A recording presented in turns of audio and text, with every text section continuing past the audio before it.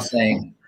All right, we're live. I was just telling Steve backstage that he's making me laugh too much backstage. We better hurry up and go live before he steals all the thunder before we actually go live. So well, people don't think that I'm funny because when they read my tweets, it makes them so mad they just walk around all balled up. So I just feel or they'll block you because you're speaking too much truth, and we can't have that when we have a monopoly to protect. So hey, look, this is the Educational Freedom Institute podcast. For everyone that's tuning in right now, I'm Corey DeAngelis, Director of School Choice at the Reason Foundation. And Matthew Nielsen is my co-host, as usual. He's the founder of the Educational Freedom Institute. And today we have one of the biggest allies in the school choice debate and one of the most motivational speakers that I've heard talk about the subject of school choice with us today. So I'm really happy to introduce everybody to Dr. Steve Perry. He's the author of 6 books now, I want to say. And he's also director and head of schools at Capital Prep schools in Connecticut and New York. And he's the founder of those schools as well. So thanks for joining us, Steve Perry. Glad to be here, brother. Glad to be here. Yeah. So, hey, real quick, as we do with most of our guests, could you just give us a little bit of background? What got you interested in school choice? How did you get where you're at just in the education movement in general, and any other details you'd like to share with us? I think it's super important to understand that I'm here because I have to be here. I'm here because somebody gave me an opportunity for my life to be improved. Education is the route out of poverty. I was born on my mother's 16th birthday, 3rd generation into poverty, and lived in public housing until I was in my early 20s. I have seen what can happen when children are given access to a quality education and what happens when they're not. I was among those people who, when I got to college, I realized by Thursday of the first week, oh snap, I really didn't learn anything when I was in high school or in elementary school for that matter. And those classes that they tracked me into because I lived in a particular neighborhood and because I was African-American or because I behaved in a particular way, didn't prepare me for what it is that I'm about to embark upon. And so I'm fortunate because I work in education to be able to speak truth to power, because every single time one of these people says, well, you should just go into a school. Okay, I was there this morning. You wouldn't send your own child to, I just dropped them off at one of my schools. Yeah, but you don't understand. We could die. Did you get your hair done? Because it looks like it was done. Did you get your nails done? Because they look done too. Did you go grocery shopping? Have you had friends over? How's that dating app going? What's been going on for you? What did the holidays look like? How was the Super Bowl for you? All of those things would put you in greater peril than going to work. So I get to say those things because I actually do this for a living. So when they want to pull that, they can't pull it on me. And then then it's the other one.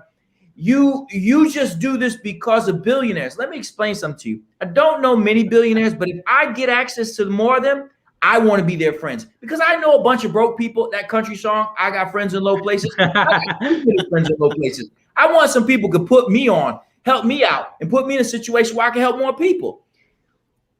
Because of what I get to do for a living, am one of those people who gets to call a frog, and they have to just ribbit their way through it. I love it. That's excellent. Yeah. So your schools are in person already, or? Yeah. So our schools in Connecticut are in person. Our schools in New York are in-person hybrid. So you understand, people who don't understand, in each state, you have to abide by the CDC guidelines. The CDC guidelines say you have to first submit a plan. We submitted a plan. The plan has to delineate what it is you're going to do when the kids come to school. You have to first say you're going to check their temperature. You're going to keep them socially distant. They have to be masked. And then you have to put together a strategy so they're not just roaming the halls. So we had to do all that. What that does is it limits the amount of children that you can have in a building at a given time and the amount of people that you got at a given time. So in Connecticut, we have we have hybrid. In New York, it's a bit more complicated because we're in a shared space. So we had to go to CDC, got to go to the city, then we got to go to the state, right? Because there are not enough bureaucrats to make a decision. So we have to go through all that. And then we have to go into, because of the building that we're in, there's like a condo association, because that's just the way New York buildings work, where they have a learning trust. I mean, a land trust. So we are part of that. So this week we get to go back in Harlem. Next week, in 2 weeks, we get to go back in the Bronx. And again, not because we didn't want to, but because of some really just paperwork. But we're ready to rock and roll. So you guys have been fighting to reopen, or you've already reopened in some way. But what I've seen all across the nation is a lot of the traditional system has been fighting to keep the doors closed. And behind stage just a second ago, you were saying how people have been redefining the debate and shifting the goalposts. And what are some of those? Nobody can rewrite a teaching job like a teacher, right? When we say teachers only work 180 days a year, no, I don't. I work year round. No, that's actually not working year round. We plan all summer. We plan all summer. You don't plan all summer. You just don't. You just don't. If you do, you're awesome. But you don't.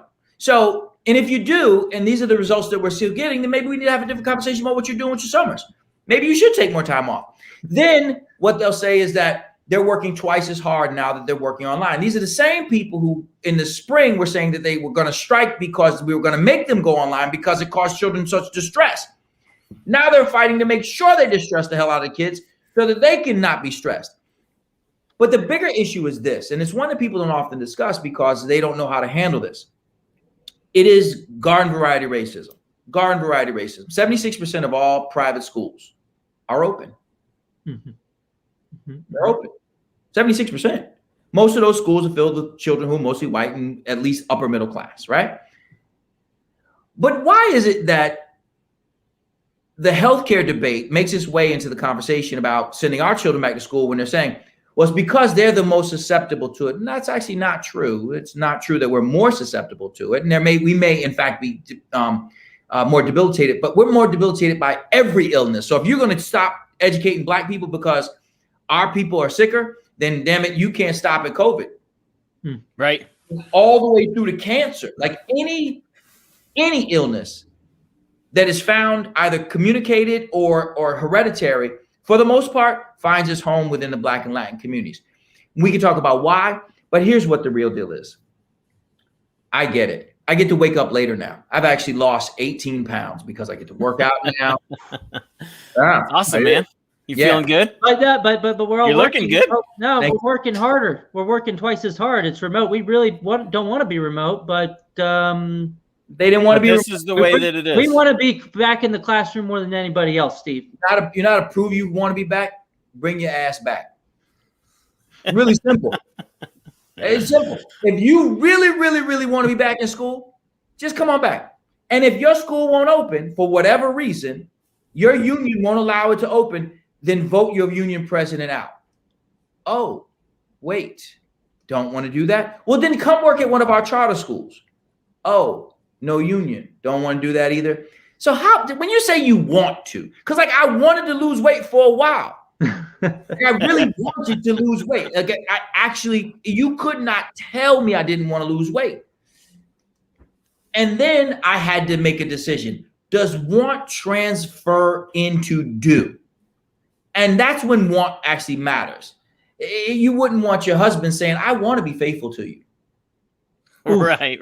Have you ever had a speaking engagement that you really didn't want to do, but you told them, I really want to be there, but I'm busy, but it's going to be $50,000 for the hour of speaking. And, I really want to be there, but I'm going to need some. When I hit that, you don't have to worry. If they can have that speaking engagement on the moon, I'll be there.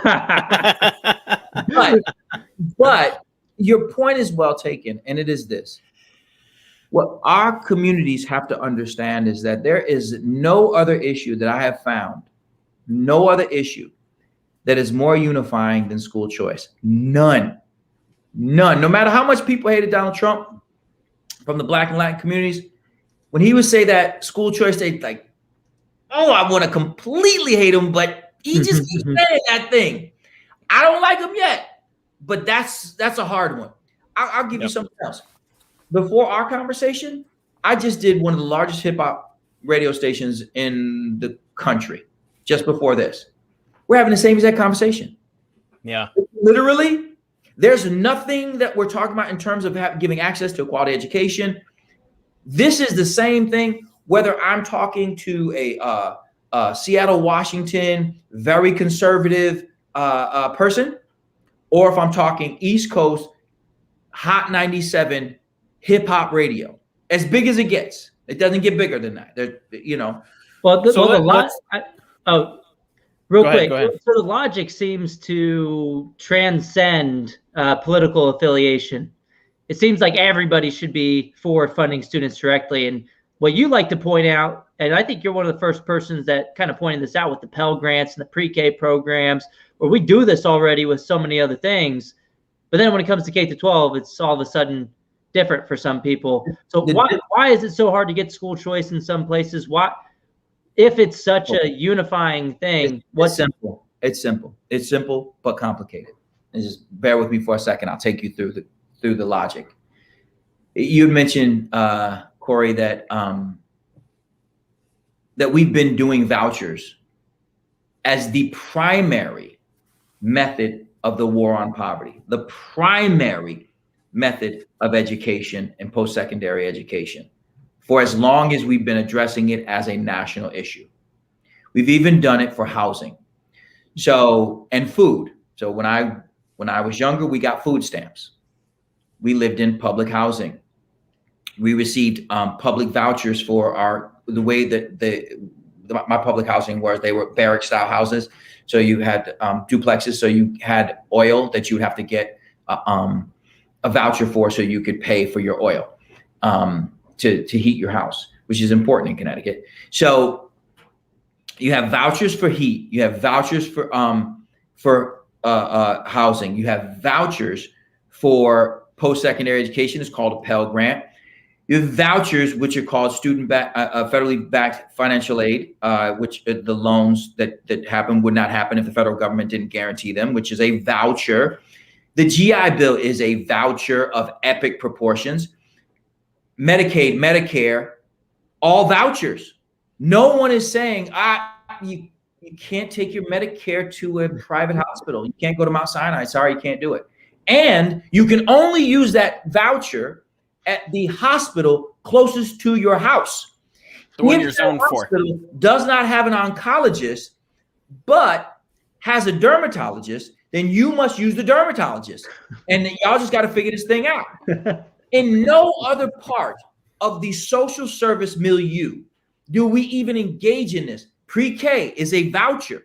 It's a voucher. So with pre-K vouchers, right? We skip all the way through. We're post-secondary education vouchers, right? Medicaid all the way through. Medicare all the way through. All the vouchers. Your housing is vouchered. Your heating is vouchered. Your food is vouchered. Everything except for K-12.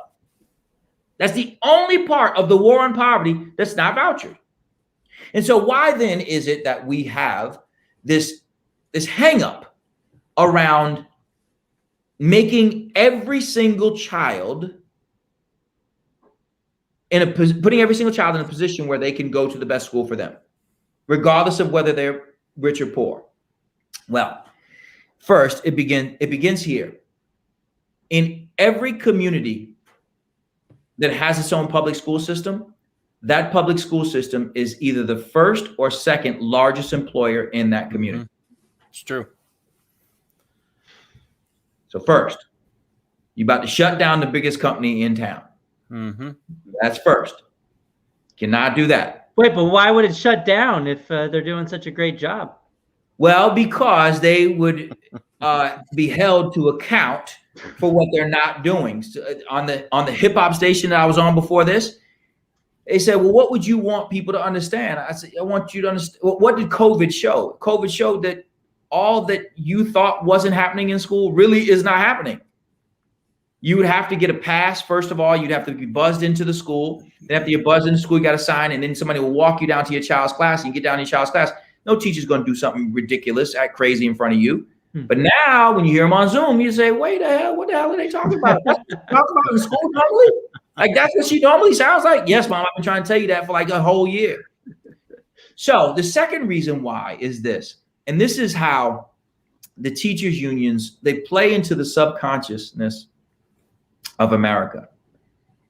It is this idolatry of the teacher who you had, who you loved. The teacher. And they use racial politics to do so. They show a white woman who's, she's like, oh, and she's just like the sweetest thing. And she's that person for them. And because if they showed anyone else to create this story, it wouldn't mean as much. It would not mean as much. And everyone knows a teacher. Everyone's related to a teacher, especially if you're in the middle class. If you're in the middle class, you are related to a teacher. You don't have a choice. Like especially if you're second and third generation middle class, everyone does this. My mother's a teacher. My auntie's a teacher. My girlfriend's a teacher. My boyfriend's a teacher. Everyone knows a teacher. My best friend from high school is a teacher. And they all say the same thing. And they're good. Mm-hmm. They work hard. You don't know that they're good at it. They might be a good boyfriend, sister, brother, husband, father, all those things, but you don't know if they're good at teaching. How do you know? Well, they work so hard. So I worked really hard to become a professional football player, never made it past high school. And I worked my ass off. I worked out in the summers. I drank everything that you could drink to make yourself gain weight. And what was your 40 time? It was measured in miles per hour. Oh, 1,000 miles an hour. and never good enough to matter to anybody other than me. Me and the lineman who I was running next to. So what the unions do is they play up this old poor teacher, and they call them poor teachers, except for the fact that teachers are not typically poor. They're just not, and it's just not true. So they play into these tropes that make us feel bad for the teachers, but not the parents. Make us feel bad for the teachers, but not the children. Make us feel bad for the people who work in the schools, as if working in the schools is some sort of punishment, like they've been drafted, which they haven't. Not one person today has to ever go back to work if they don't want to, who has at least a master's degree and is currently a teacher. Somebody will give you a job doing something. So this is what you're saying right now is the whole point. And I think it's what has changed in the landscape over the past, 3-5 years. When you talk about school choice, not a long time, not 10. I'm talking like in the past few years. It's who's the priority again? When we're talking about education, the adults in the system, it's the jobs. It's the employees. No, wait, is it really though? I mean, who should the funding be going to? What is the purpose of the building that the kids walk into every day? What is the purpose of the tens of thousands of dollars that we pump into K-12 education? Is it a jobs program? Because that's kind of what it feels like. And that's what you're saying. Let me tell you how much it is. In Connecticut, this is going to blow your mind. In Connecticut, we have double funding. They call it hold harmless. This one's going to blow your mind. Connecticut spends $777 million a year. Almost 40% of the state's budget on 8% of the kids. Stay with 8%. I'm not done. If you think your mind is blown, let me just rock with me for a couple more steps. So we propose a bill that says that 360 of those $1 million that are double funded, and I'll explain to you how it's double funded. The way it's double funded is if you live in Hartford, yet you go to a magnet school in another town, you go to a VOTEC school in another town, you go to a VOAG program in another town, you go to an interdistrict choice program in another town, or you go to a charter school in another town, or even in the same town, but under a different jurisdiction in the same town. Hartford gets to keep $10,000. And they send, if you're a magnet school, they send 4 to the other town. If you're a VOTEC, they send 4. If you're an interdistrict choice, they send 6. Hartford receives each year ill-gotten gains almost $33,000 a pupil. Let me explain to you how. Hartford says that they have 19,500 children in their school system. However, 9,500 leave every single day. And when you count charter schools in there, it's 11,000 children. So there are more children leaving Hartford Public Schools every single day than who attend them. 11,000, over 51% of the kids leave. Yet, Hartford gets to keep over 60% of the money for all those kids to hold the district harmless for losing over half of the children, which means that those classrooms are less than half full and they're receiving double the compensation. So they were receiving 17, now they receive almost $35,000 per kid to be one of the lowest performing school systems in the United States of America. Steve, that's almost like an incentive to kick the kids out. Hey, I get to keep 60% of the funding and I don't have to provide you with an education. Go somewhere. Just imagine if Walmart or even a private school got to keep 60% of your tuition after you left. Just you could have empty buildings. Imagine if you will, you live in Chicago and you get into Yale and you have to send 60% of your tuition to the University of Michigan and Yale gets 40. No one. Or no one would take that deal. No one would. Because Michigan would. Yeah, it should be. Michigan would. You might be right about that. But the point is that our efforts to maintain this bastardized version of what we refer to as public education is the problem. I can say that in a one-day period, I spoke at ALEC and the Urban League. ALEC and the Urban League, just in the same way I'm having these conversations. And the conversation was the same. Hey, man, black or white, you're a parent.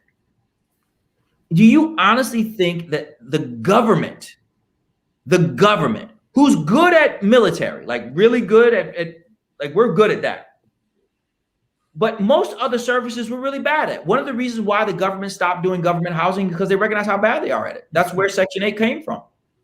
The government said, you know, we're really bad at this thing called housing, so we're going to get it out of business. Only hospitals they operate are VA hospitals right now, which I think many of us have seen that it's not the best. Yeah. Now we have VA choice, right? If you don't get a timely appointment, you can go to a private hospital. So think about this. How about watching? I got a group of Black and Latin people who protested at all of the Democratic debates. And one of the reasons why we protested at all Democratic debates is because we wanted them to know that we see you. You're on stage fighting for universal choice with private options, like that. You must have private options, right? Like they would have booed them off the stage if they didn't have a private option. So they were demanding vouchered health care for everybody. A new cost, like a new, this isn't even, let's just take the money that we have and redistribute it. This is on top of, and I'm not saying I'm for or against it, but let's just call a spade a spade. Let's call a hypocrite a hypocrite. So you want universal health care, but not universal choice for education. What's happening now is there is an opportunity for us to come together in a way in which you've never been able to come together, Black and white, rich and poor, suburban and urban, rural and the like, to start having real conversations about school choice, like real conversations. Because now it's not even a thing. In the United States, just 15% of all schools are magnet and charter schools, just 15%. Yet, 65% of the schools on U.S. News and World Report's top performing high schools are magnet and charter. 65% of all of the schools that are the best schools in the United States of America, and let's go forward with that. Among those schools, the majority of those schools that are in urban areas are minority. So for the first time in American history, we've been able to do what Dr. King said. Dr. King said in his final book, Where Do We Go From Here? Community of Chaos. He said that a school should be so good that you cannot tell who that child's parents are. Yeah. He said at the end of his book, his final chapter was on education. And what he said in that was we should open up schools outside of the community to which other people come. He called them educational parks. Sound familiar?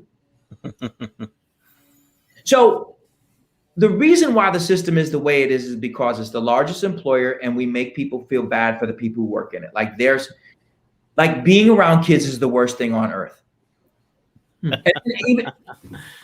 You're right. But Steve, most kids are in traditional public schools. Randy Weingarten will tell you 90%, which is not true, but let's just go with that. 90% of kids are in traditional public schools, and these choice programs steal money from the public schools where most kids are attending. Yeah, siphoning. Yeah, funneling. Yeah, you know who didn't agree with her? Diane Ravitch, when she sent her kids to private school. Ooh. You know who else didn't agree with her? President Obama, when he sent his kids to private school. In fact, who else didn't agree? Joe Biden. In fact, most of the Democratic caucus doesn't agree. In fact, one study came out that said that almost 40% of the teachers in Chicago send their children to private school. Yeah, I think public school teachers, as reported by AEI a couple of years ago, are twice as likely than the general population to send their own kids to private schools. Yeah. So that's like the owner. That's like the Burger King telling you he's a vegetarian. That's like Colonel Sanders telling you he doesn't like chicken.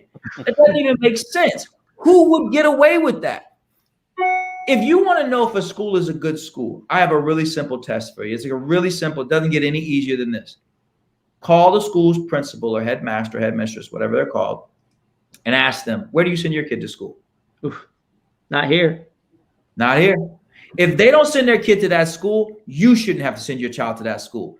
First thing I ask at any restaurant I go to is, what do you like on the menu? They say nothing. We're good. I'm going to give you a tip for that because that was good. Thank you. You're going to get your tip, but they're not going to get my money.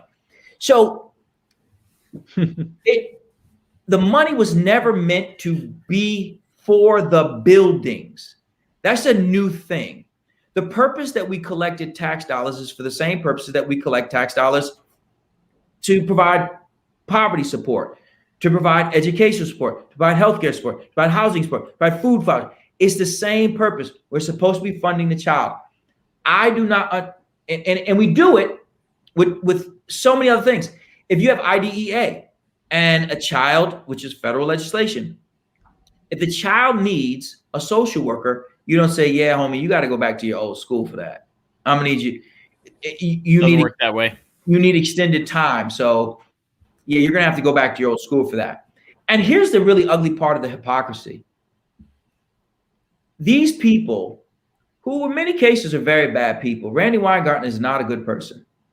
She is not a good person. She's not a good person. She lies for a living. You can tell that she's lying if she's awake. Like that's a pretty straightforward thing. One time we were backstage, it's a true story. And if she lies about this, then whatever. Lamar Alexander was back there with me. He heard it. She says to me, Steve, I think that you and I could work together. I said, I don't think so. And she said, no, I think we could. I said, no, I'm pretty confident that we can't. I said, you still work with people who hurt kids, and I still work to stop kids from being hurt. So we can't work together. And she said to me, she took her phone out. She says, Al Sharpton and I are friends. I said, I don't give a goddamn. He and I are like, he's not the king of all blacks. What does that even mean? So they're not good people because they're lying and they know it. They lie and they know it. Randy Weingarten claims that she opened a charter school. She did. They ran a union charter school in New York City. You know what happened to the union charter school? Got shut down because it sucked. Because they couldn't teach children to read, write, and compute because the union rules suffocated any level of creativity. Yeah. And as a result, their school, the state The people don't want you to know this. So the state would say, come on, guys, don't make us close down your school. They begged them to do something different. They even offered to help them find other people to run their school and not tell, because they were so bad at running schools. So do you want these people to run your schools? No, you don't. What they do is they fight to make sure that this is a full monopoly. The numbers are frightening. The numbers are really frightening when you look at just how much money these unions are making per annum on teacher salaries. In some cases, they're pulling out as many as $1,500 a year. That's real money. That's real money. So Steve, this school choice thing sounds good when you think about the logical consistency. We do this with other things, but there might be some parents that just don't know how to pick the school for their kid. What is your response to that? Honestly, we want to hear that's classist and racist. Yep. Classist and racist. It's as simple as that. It doesn't get simpler than that. We don't think twice about a person with money picking their child's school. In fact, we think that they should pick their school. Mm-hmm. But when a poor person is given the right, we act like they're village idiots.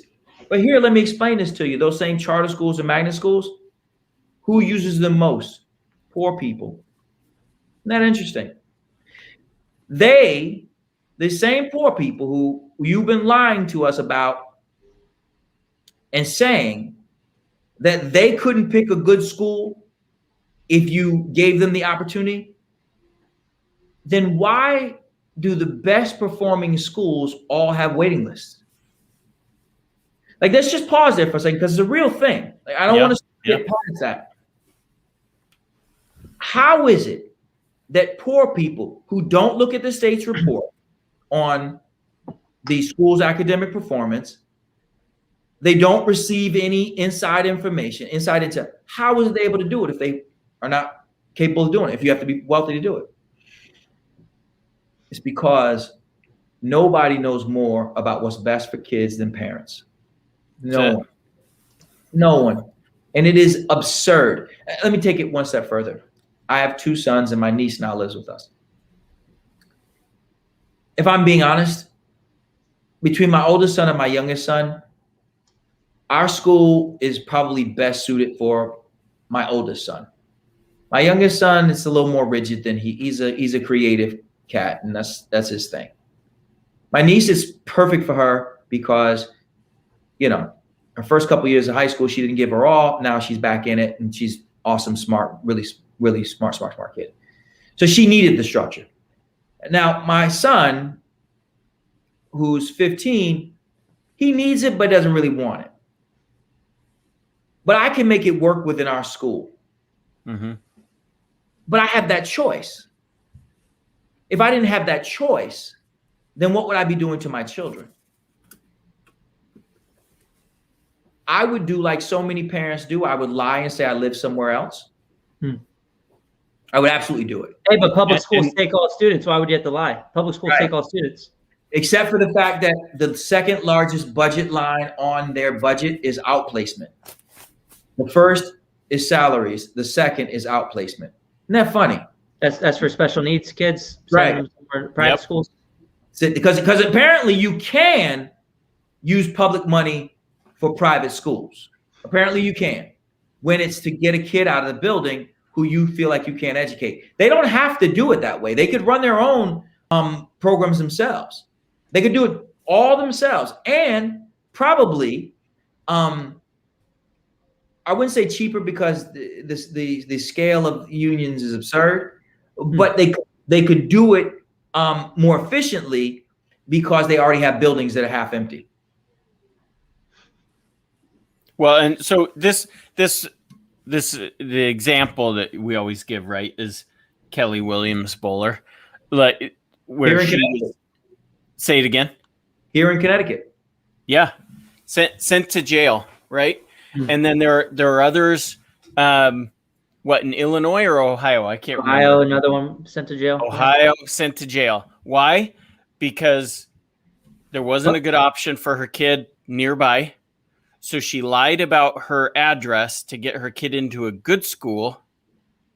But why should she have to do that? That should be okay, though, because public schools take all students. Because they take all kids, right? They educate all of them, too. And you know what's always interesting with that lie is that the part of the lie that they don't tell, like because they just lie. It's someone once asked me to debate. This is a true story. Someone asked me to debate Weingarten and Ravitch at the same time. At the same time. And I said, why? If we don't have to agree to tell the truth, then there's no sense in having a debate. They lie for a living. They're liars.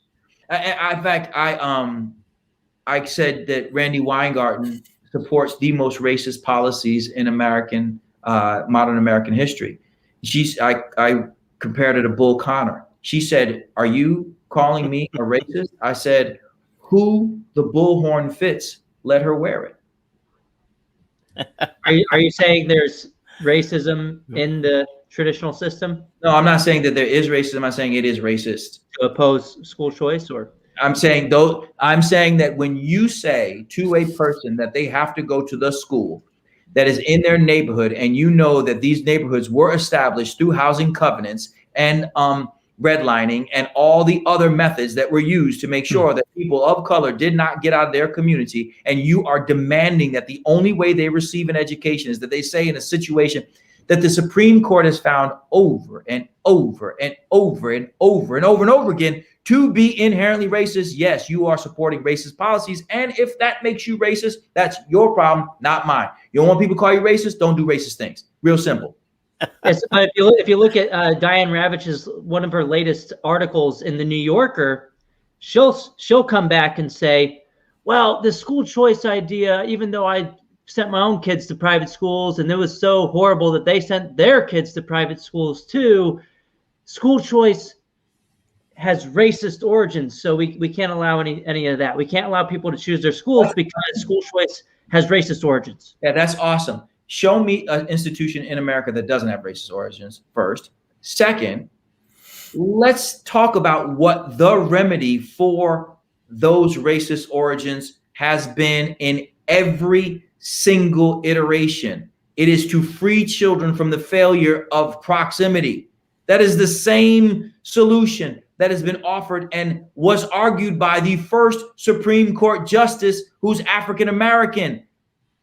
So, choice. Telling me that Thurgood Marshall was a racist? Is Diane Ravitch, is that what you want to say to me? You want to tell me that Thurgood Marshall's solution, that Dr. King's solution was racist? Really? Then let's take it one step further.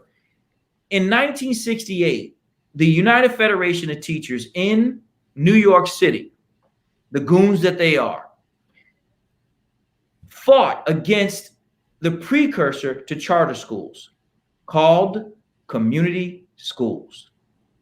They went on strike 3 times in 1 year because those SOBs didn't want Black parents and Black teachers to come together in the Black neighborhood of Ocean Hill, Brownsville, and select their own teachers. That's all they wanted to do. That's all they wanted to do. Insane. They just wanted to say, hey, guys, it's a public school. We're the public. We'd like to play a role in who educates our kids. Yeah. 3 times in a row. You want to talk about racist origins? That's the United Federation of Teachers. Let's call a racist. Anyone who fights to limit access to a quality education that you know inherently and consistently undermines the movement of people of color is racist. Yep. It just is. And by the very definition. And I don't give a damn if you count Al Sharpton as your best friend or if you voted for Barack Obama. I don't give a damn. That does not matter to me. Your attempt to maintain the monopoly over all the money that comes out of teachers' pockets is what this is about. Teachers' unions are not against charter schools. I want to make this really clear. They're not against charter schools. They're against non-union charter schools. Mm-hmm. That's a big difference. If they can get some of these village idiots to allow their schools to become union shops, then they're good. That's a good try. Leave them alone. But Steve, we won't need choice if we just fully funded public education. You know, DC, we spend 31,000, but that's not enough. We need to spend 60,000. If we did that, if we truly cared about children and educating kids, we would properly fund public schools, and that would fix everything. Yeah, it's always good when they come up with these hypotheticals. Here's the problem. If money were the object, then the best place to send your child is to prison, because that's where you spend the most amount of money on a child. That's brutal, Steve. And I will fully fund when they can tell me exactly how much it costs to educate a child. More. It costs 20% more than last year. So the last time I checked, more is not a number.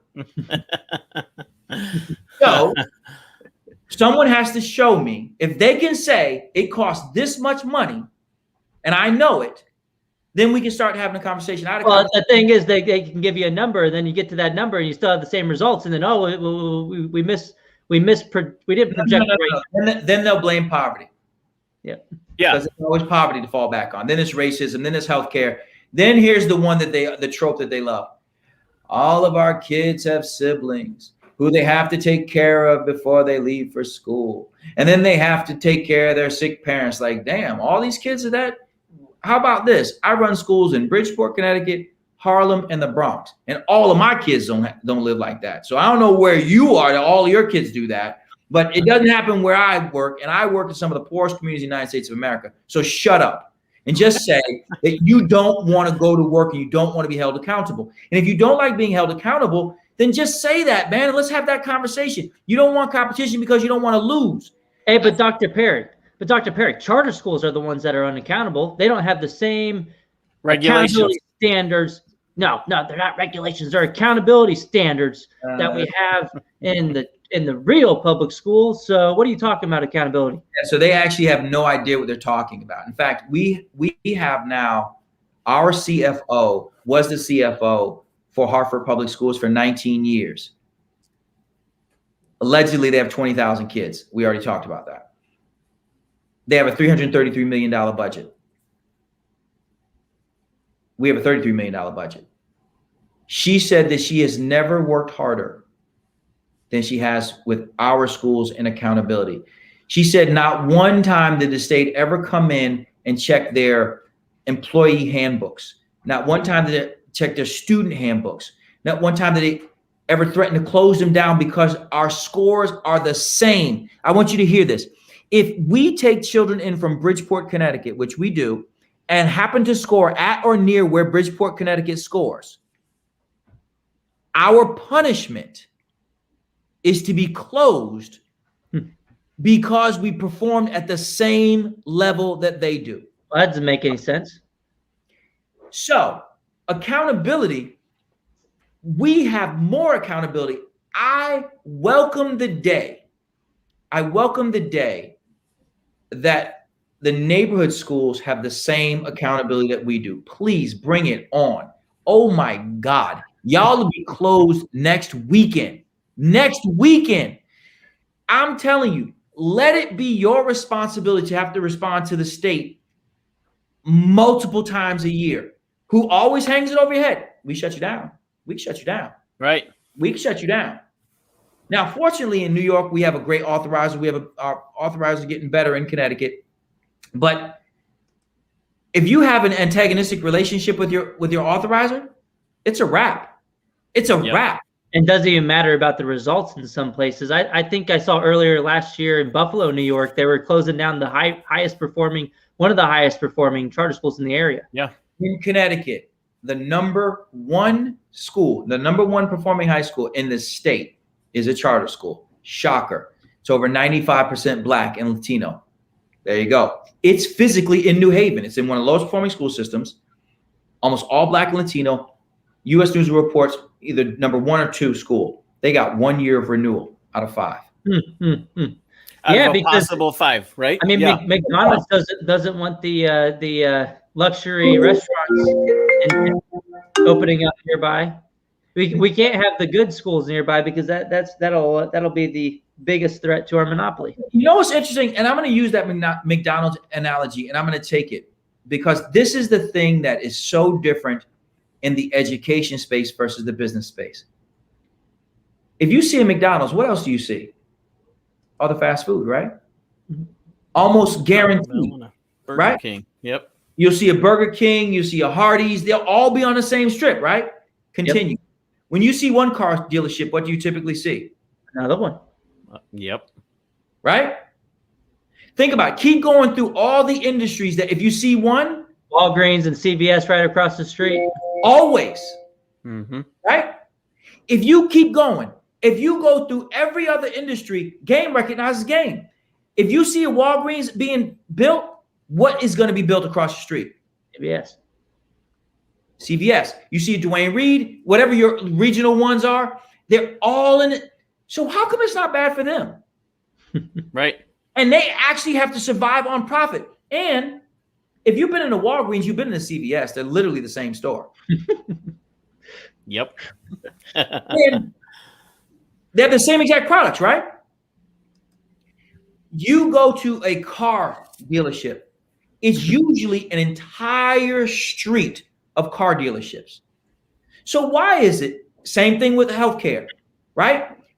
You don't see one doctor who opens up her shingle, puts her shingle up, right? It's a suite of doctors. Mm-hmm. Medical Plaza. Every other industry does it that way. Every other industry. Down in Atlanta, you have the Atlanta University Complex. We have Morehouse, Spelman, and Clark Atlanta, right? You go to many colleges, they have what they call University City. In Philadelphia, they have University City, where Drexel is adjacent to University of Pennsylvania, which is just a couple miles away from Temple, right? Every other place is that way. But Drexel's stealing money from Temple. They're stealing away. Siphoning funds from Notre Temple. Dame's is stealing funds from the community college if the kids are using Pell Grants. It doesn't make sense. And it's actually, there are times, and I'm sure you've had this happen, Corey. There are times when I'm on Twitter or some other social media.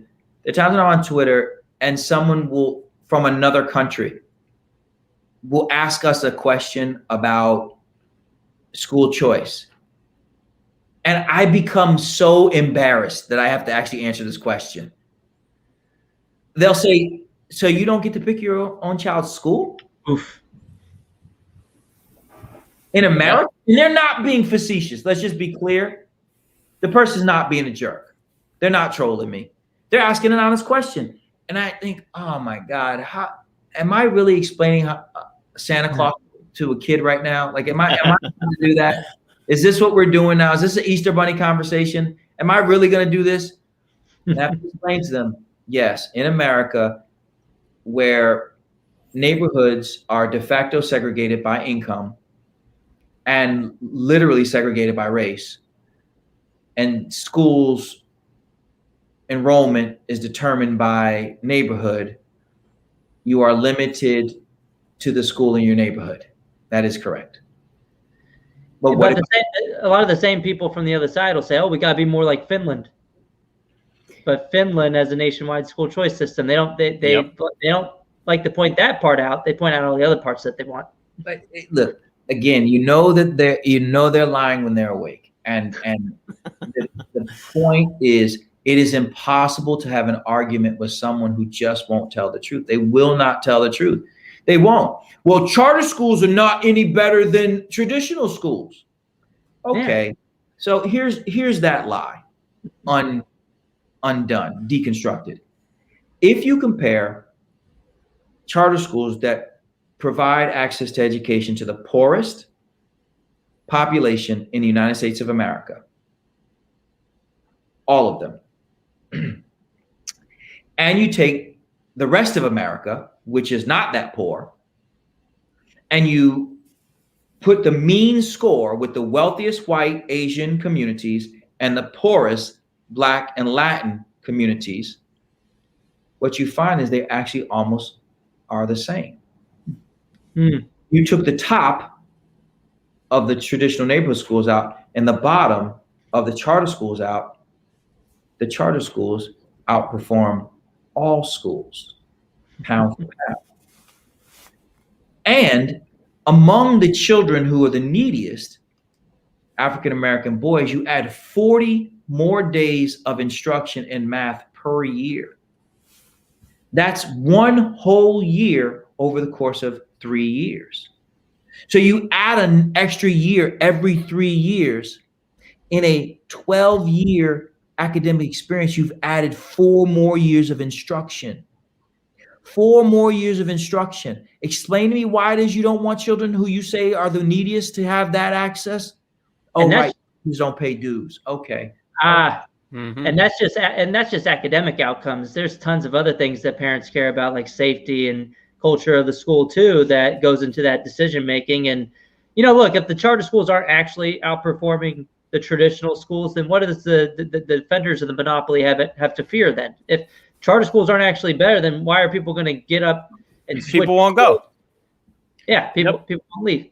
So our schools, let me explain to you how badly people want out of their failed schools. I'm not going to mention why none of the people who work there send their kids to school there. There's that part. But in Bridgeport, one of our schools is in a closed mental health facility. We have no gym, no science labs. We don't really have a cafeteria. We have a converted dance studio. Legit, it's a dance studio. You come in, you can see the cork floor. And our other school in town is a closed Catholic school that this week, last Wednesday, the boiler broke, and so we could only have classes on the 3rd floor. It's crazy. So families could pull their kids out of our 2 little raggedy buildings, and they are. I'm not going to sit here and tell you any lies about it. I don't want you. I'm not dressing this pig up and calling a prom queen. They are not awesome buildings. And they can send their children to school across the street in the brand new $120 million facility with a brand new sports complex. They could do that, but they don't. These are poor people who people said they don't care about education. These are minorities who they say don't care about education. And these are parents who they say don't care about education. They're prepared to put their children in school uniforms with a mask, get up, get them to school, in a school where there may not be heat. It's one of the reasons I'm checking my text to make sure that the heat is on. It's 30 degrees outside here. It's snowing. But so they're prioritizing. Yeah. They can go and be fine. Oh, wait, that building's not open. Ooh. And charter schools in your area, do they get less per pupil than the traditional schools? So the traditional schools get $17,500 per, but you got to go with more than that. I just mentioned you got a $120 million building, so that's not factored in. So the building is paid for, and they get the tuition. Plus, they get the back office, all those services that have been in place through perpetuity. I mean, from the beginning of time, they're already in place. So you can't count that in. We get all in $11,250. Why are children valued less just because their assigned school didn't work? Because our teachers don't pay union dues. That's it. That's it. They want more money for kids. They don't want more money for kids. They want more money to be paid into the schools so they can hire more people, so they can collect more dues for more people. And that's why teachers don't get raises too. If you give teachers raises, then that takes away from additional positions that could pay more dues. And administrators. Yep. The average teacher salary in Harlem and in Bridgeport is almost $80,000 a year for 180 days a year. Education Next just did a survey like last year asking people, how much do you think we spend on K through 12 education? And they asked, people thought it was like 8,000, and we spend over like 15,000 per child. And then they also asked, like, how much do you think teachers make on salary on average? And I think they said like 40,000 they guessed, but we actually spend 60,000. That doesn't include benefits either. The best benefits ever known. You can't. My wife used to work for a major insurance company. We never used her insurance. We always used mine. It wasn't even close. It wasn't even like, hey, you made me think we should just on principle. Nah, we'll just use this one. Yeah. And then when they retire in Connecticut, they receive the top salary of the last 3 years. So if you retire as an administrator in Connecticut, you could do at 56, 57, you would receive at least $180,000 a year for the rest of your life. For the rest of your life. Gotta love it. $180,000 starting at 57 years old. That's crazy. I'm moving to Hartford. I'm going to be an administrator. What are we doing on these podcasts? We should be administrators, Matthew. You got a realtor buddy up there, Steve? Yeah, I certainly do. So, Steve, we're running out of time. We could sit here and talk the rest of the day, but we got to respect your time. But we got to get to the last question, which is the title of the dang podcast. We've been all over the place with this podcast, and I kind of like how it has gone. But what do you think about the past year and the response of the teachers unions and what we've seen in the past year? Do you think that the teachers unions have overplayed their hand in a way? And do you have some optimism going forward? I'm grateful that they've done this. This is good. They should keep it up. Thank you. Thank you, San Francisco, for being so gross with your behavior that your own city's suing you. Oof. You're awesome. They're bigger school choice advocates than us in the past year. They've done more to advance school choice than anybody. That your town is suing you. Your town. The people who pay you are suing you because you don't want to go to work. Did you hear about Fairfax Education Association president? They came out and publicly opposed reopening schools next fall for full-time in-person instruction, even if all teachers are vaccinated. LA County Schools, LA Teachers Union said that even if everyone was vaccinated, they ain't going back. Why? Why would you? I mean, not as long as you get paid. I'm losing weight. I can do this. Like I get to work out. I spent last year was my oldest son's senior year. His senior year at the end sucked for obvious reasons, but to be honest, I got to spend more time with him than I have ever gotten to spend in his life because I've been out here running these schools. My sons and I in general now have, I think, a better relationship because we've just gotten to spend more time together. So I get why. And they can say that they're afraid, but after we've explained to you 100 times that it's more dangerous for you to go to the grocery store than it is to work in the school where you have to be socially distanced, masked, checked, and damn near sequestered. Like, I understand it's a drag to speak with a mask on, but you guys always say you want to be paid like a physician, so they wear masks too all day. And physicians, they could have done the whole. Well, I'll treat you remotely. Just call in. I'll check you out. Right. Put a paper towel on it. Right. Hey, we appreciate your time. Yeah, Steve, thanks so much for having this lively conversation. This is probably one of our best, if not the best, EFI podcasts. So I want to thank you so much for coming on. You're very kind, Corey. And let's do this again. Yeah, totally. And hey, if there's one last sentence, one last word, what do you want to leave people with? Parents, let no one dissuade you from the path that you are on. The most important decision that you can make is where you send your children to school. And you should not be limited by your income or your zip code as to where that can be. So your community has collected money from you in taxes. It is your obligation to fight, because taxation without representation didn't seem to do well a couple 100 years ago, and it's not going to do well now.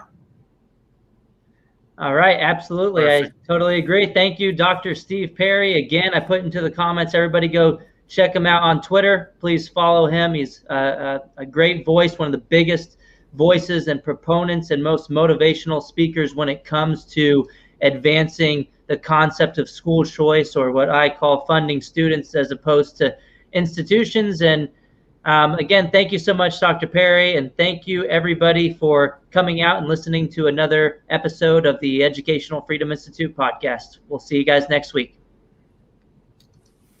Take care, gentlemen.